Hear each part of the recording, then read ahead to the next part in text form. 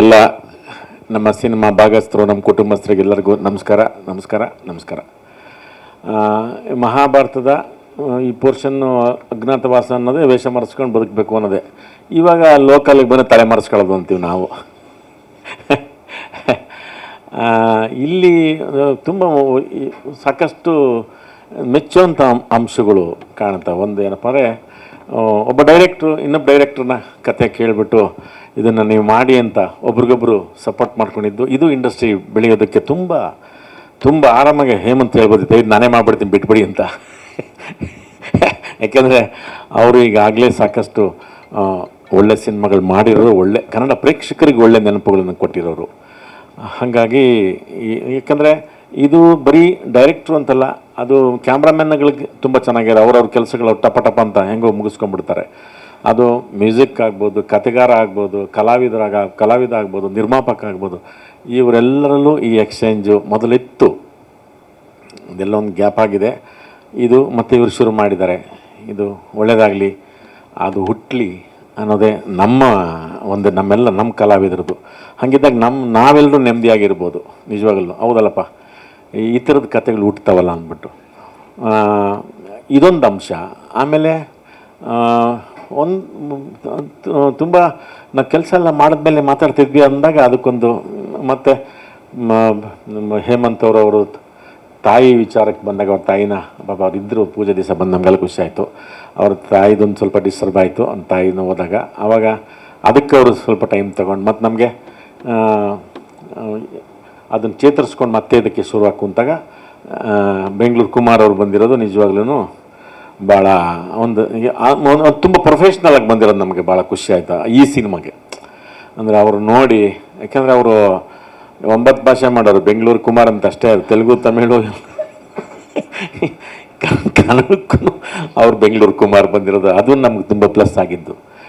ಇದು ನಿಜವಾಗ್ಲೂ ಇದು ನಮಗೆ ನಮ್ಮ ಸಿನಿಮಾಗೆ ನಿಜವಾಗ್ಲೂ ಒಂದು ಅಜ್ಞಾತವಾಸಿ ಅಂತ ಧೈರ್ಯ. ಇನ್ನು ಜನಾರ್ದನ್ ಈ ಕತೆ ಹೇಳ್ದಾಗ ಫಸ್ಟು ಜನಾರ್ದನ್ ಹೇಳಿದ ತಕ್ಷಣ ಯಾರು ಜನಾರ್ದನ್ ಈ ಕತೆ ಮಾಡಿತ್ತು ಅಂತಂದರೆ ಅವ್ರ ಗುರುಗಳು ಅಂತ. ಒಂದು ಸ್ವಲ್ಪ ಸೈಲೆನ್ಸು. ಯಾವ ಪಾತ್ರ ಕೇಳಿದ್ರು ಇದ್ಯಾರು ಮಾಡ್ತಾರೆ, ಅದ್ಯಾರು ಮಾಡ್ತಾರೆ ಇಂತಿಂಥವ್ರು ಮಾಡ್ತಾರೆ ಅಂದರೆ ಎಲ್ಲ ಪಾತ್ರಗಳ ಬಗ್ಗೆನೂ ಹೊಟ್ಟೆ ಕಿಚ್ಚಾಗಂಗಿದೆ. ಶರತ್ ಒಂಥರ ಡಬಲ್ ಹೊಟ್ಟೆ ಕಿಚ್ಚಾಗತ್ತೆ. ಇವರು ಜ್ಯೋತಿಷಿಗಳು, ಇಡೀ ಈ ಸಿನಿಮಾಗೆ ಜ್ಯೋತಿಷಿಗಳು ಇವರೇ. ಸುಮ್ಮನೆ ಸೈಲೆಂಟಾಗಿ ಕೂತಾರೆ ನೋಡಿ ಇವರು, ರವಿಶಂಕರ್ ಗೌಡ್ರು ಅವರೇ ನಿಜವಾದ ಜ್ಯೋತಿಷಿಗಳು ಈ ಸಿನಿಮಾಗೆ. ಬೂಸ್ರೇ ಬಿಡಲ್ಲ. ಹೇಮಂತ್ ಅವಾಗಲೇ ಸೈಡಿಗೆ ಕರ್ಕೊಂಡು ಹೇಳಿದ್ರು, ಇದು ಮರ್ಡರ್ ಮಿಸ್ಟರಿ ಸಿನಿಮಾ, ಜಾಸ್ತಿ ಕತೆ ಬಗ್ಗೆ ಬಿಟ್ಕೊಡ್ಬಿಡಿ, ಇಲ್ಲಾಂದ್ರೆ ನೀವು ಮರ್ಡರ್ ಆಗ್ತೀರಾ ಅಂತ. ಸೊ ಹಾಗಾಗಿ ಸೈಲೆಂಟ್ ಕೂತಿದ್ದೀನಿ. ಆ ಥರದ್ದು ಯಾರ ಪಾತ್ರಗಳು ಕೇಳಿದ್ರು, ಪಾವನ ಅವ್ರದ್ದಾಗ್ಬೋದು, ಸಿದ್ದುದಾಗ್ಬೋದು, ಈ ಎಲ್ಲ ಕ್ಯಾರೆಕ್ಟರ್ ಬಿದ್ದಾಗ ಇವ್ರ್ಯಾರು ಮಾಡ್ತಾರೆ ಅವ್ರ್ಯಾರು ಮಾಡ್ತಾರೆ ಈ ಥರದ್ದು. ಆಮೇಲೆ ಒಂದು ಸಣ್ಣದಾಗಿ ಹೌದಲ್ಲಪ್ಪ, ಮುಂದೆ ಈ ಕೊಲೆ ಇದು ನಮಗೆ ಕೆಲವು ಕೊಲೆಗಳು ನಿಮಗೆ ಮೆಂಟಲಿನೂ ಆಗುತ್ತೆ, ಫಿಸಿಕಲಿ ಆಗುತ್ತೆ. ಈ ಅದೇ ನಮ್ಗೆ ಹೇಳಿದ್ವಲ್ಲ ತಲೆ ಮರೆಸ್ಕೊಳ್ಳೋದು ಅಂತ, ಒಳಗೆ ತಳದೊಳಗೆ ನನ್ನೊಳಗೆ ಈ ಥರದ್ದು ಕೊಲೆ ಆದಾಗ ಏನು ಮಾಡೋಣ, ಯಾರಿಗೆ ಹೇಳೋಣ? ಈ ಥರದ್ದೇನೋ ಒಂದು ಮಾಡಿ ಮೊಸರು ಮಜ್ಜಿಗೆ ಮಿಕ್ಸಿಲ ಕರೆದು ರುಬ್ಬಿಬಿಟ್ಟವ್ರು ಇದನ್ನು. ಹೆಂಗೆ ತಪ್ಪಿಸ್ಕೊಳಕ್ಕಾಗಲ್ಲ. ಆಮೇಲೆ ಎಲ್ಲೆಲ್ಲೂ ಆ ಥರದ್ದು ಇದಕ್ಕೆ ಸಪೋರ್ಟಿವ್ ಆಗಿ ತುಂಬ ಅದ್ಭುತ. ಚಿಕ್ಕಮಂಗ್ಳೂರಿನ ಯಾವ್ಯಾವೋ ಮನೆಗಳು ಅಲ್ಲಿ, ಅವು ಸುಮಾರು ಎಲ್ಲ 500-600 ವರ್ಷದ ಹಳೆಯ ಮನೆಗಳು, ಒಂದೊಂದು ಕಿಲೋಮೀಟ್ರ್ ಮನೆಗಳು. 9 ವೆಂಕಟರಮಣ ಸ್ವಾಮಿ ಥರದ್ದು 9 ಮನೆಗಳು. ಇದು ನಮ್ಮ ಸಿನಿಮಾಗೆ ಮಾಡಿದ್ವಿ ನನಗೆ. ಒಂದು ಬಾಗಿಲು ತೆಗೆದು ಇದು ಆಚಾರ ಕುಂತ್ಕೊಳ್ಳೋಕ್ಕೆ, ಇದು ಉಣ್ಣಕ್ಕೆ, ಇದು ಮಲ್ಕೊಳ್ಳೋಕ್ಕೆ, ಇದು ಮತ್ತೆ ಒಳಗೆ ಅವೆಲ್ಲ ಬಾಗ್ಲಕ್ಕೆ ಅಲ್ಲಿ ಅಡುಗೆ ಮಾಡ್ಕೊಂಡು ಅಲ್ಲೂ ಇರ್ಬೋದು ಅಂತ. ಹೀಗೆ ಲೈನ್ಗೆ ದೊಡ್ಡ 9-10 ದ್ವಾರಗಳಿರೋ ಆ ಮನೆ. ಅದು ಯಾರ್ದು ಆ ಮನೆ, ಅದು ನಮ್ಮ ಸಿನಿಮಾಗೆ ಸಂಬಂಧಪಟ್ಟವ್ರದ್ದು ಮನೆಯೇ ಅದು. ಆ ಥರದ ಲೊಕೇಶನ್ಗಳು ಈ ಕಥೆಗೆ ಪೂರ್ವಕವಾಗಿ ಹೇಳ್ತಿರೋದು. ಆ ಥರದ್ದು ಪೂರ್ವಕವಾಗಿ ಇಷ್ಟೆಲ್ಲ ಮಾಡಿದಾಗ ನಮಗೊಂದು ಸಣ್ಣದಾಗಿ ಏನಪ್ಪ ಅಂತಂದರೆ ಒಂದು ಭಯ ಹುಟ್ಟಿದ್ದು ಈ ಕೊಲೆ. ಯಾಕಂದರೆ ಈಗಾಗಲೇ ಕೊಲೆ ಬಗ್ಗೆ ಸಾಕಷ್ಟು ಒಳ್ಳೆ ಸಿನಿಮಾಗಳು ಬಂದುಬಿಟ್ಟಿದ್ದಾವೆ, ಸಾಕಷ್ಟು ಒಳ್ಳೆ ಸಿನಿಮಾ ಬಂದಿದ್ದಾರೆ. ಒಂದು ಸಣ್ಣ ಆಸೆ ಹುಟ್ಟಿದ್ದೇನಂತಂದರೆ, ಮತ್ತೆ ಕನ್ನಡ ಚಿತ್ರರಂಗಕ್ಕೆ ಸಾಕಷ್ಟು ಒಳ್ಳೆ ಸಿನಿಮಾಗಳು ಬಂದಿದ್ದಾವೆ.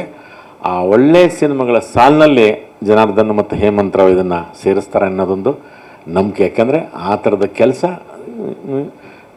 ಎಲ್ಲರದೂ ಇದು ಪಾತ್ರದ ಜೊತೆ ಇರೋದು, ಪಾತ್ರವನ್ನು ವ್ಯಕ್ತಪಡಿಸೋದಲ್ಲ. ಎಲ್ಲರೂ ಅಷ್ಟೇ. ಆಮೇಲೆ ಅದಕ್ಕೆ ನಮಗೆ ಸ್ಪರ್ಧಿಯಾಗಿ ಅದ್ವೈತ್ ಕೆಲಸ ಮಾಡ್ತಾರೆ. ಈಗಿನ್ನೂ ಗೊತ್ತಿಲ್ಲ ನಮಗೆಲ್ಲರಿಗೂ ತಲೆ ಮಾಡ್ದಂಗೆ ಚರಣ್ ಏನು ಮಾಡಿದಾರೋ ನಮಗಿನ್ನೂ ಗೊತ್ತಿಲ್ಲ.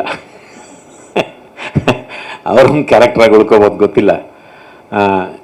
ಇವರೆಲ್ಲ ಆಗಲೇ ಅದನ್ನು ನಾವು ಬರೀ ಅಲ್ಲಿ ಪಾತ್ರವನ್ನು ಮಾಡಿದವರು. ಇವರೆಲ್ಲ ಪ್ರೇಕ್ಷಕರಾಗಲೇ ಇದನ್ನು ನೋಡಿಬಿಟ್ಟಿದ್ದಾರೆ. ಇದನ್ನು ನೋಡಿ ಹಾಗಾಗಿ ಇವರು ನಮಗೇನು ಬಿಟ್ಕೊಡ್ತಿಲ್ಲ ಆಗಿದೆ ಅಂತ. ಹಾಗಾಗಿ ಈಗ ನಮಗೆ ಈ ಥರದೊಂದು ಹೊಸ ಪ್ರಯತ್ನಕ್ಕೆ ನಿಮ್ಮೆಲ್ಲರ ಅದೇ ಮತ್ತು ಒಂದು ಪ್ರೋತ್ಸಾಹ ನಮಗೆ ಬೇಕು. ಯಾಕಂದರೆ ಕನ್ನಡ ಚಿತ್ರರಂಗದಲ್ಲಿ ನೀವುಗಳು ಹೊಸತನಕ್ಕೆ, ಹೊಸಬರಿಗೆ, ಈ ಥರದ ಹೊಸ ವಿಚಾರಗಳಿಗೆ ನಮ್ಮಲ್ಲಿ ಮಾಡಿದಾಗ ನೀವು ತುಂಬ ನಿಮ್ಮದಂತ ನೀವು ಹೆಗಲ ಮೇಲೆ ಎತ್ಕೊಂಡು ಅದಕ್ಕೆ ಸಪೋರ್ಟ್ ಮಾಡಿದ್ದೀರಾ, ಅದನ್ನು ಪ್ರೋತ್ಸಾಹ ಕೊಟ್ಟಿದ್ದೀರಾ, ಆ ಸಿನಿಮಾನ ನೀವು ಉಳಿಸಿದ್ದೀರಾ. ಇದಕ್ಕೆ ಈ ಅಜ್ಞಾತವಾಸಿ ಸಿನಿಮಾಗೆ ನೀವೆಲ್ಲರೂ ಮನದುಂಬಿ ಸ್ವಇಚ್ಛೆಯಿಂದ ಮಾಡ್ತೀರಾ, ಮಾಡಿ ಅಂತ ನಿಮಗೆ ಮನದುಂಬಿ ಪ್ರೀತಿಯಿಂದ ನಾವು ಕೇಳ್ಕೊಳ್ತಾ ಇದ್ದೀವಿ.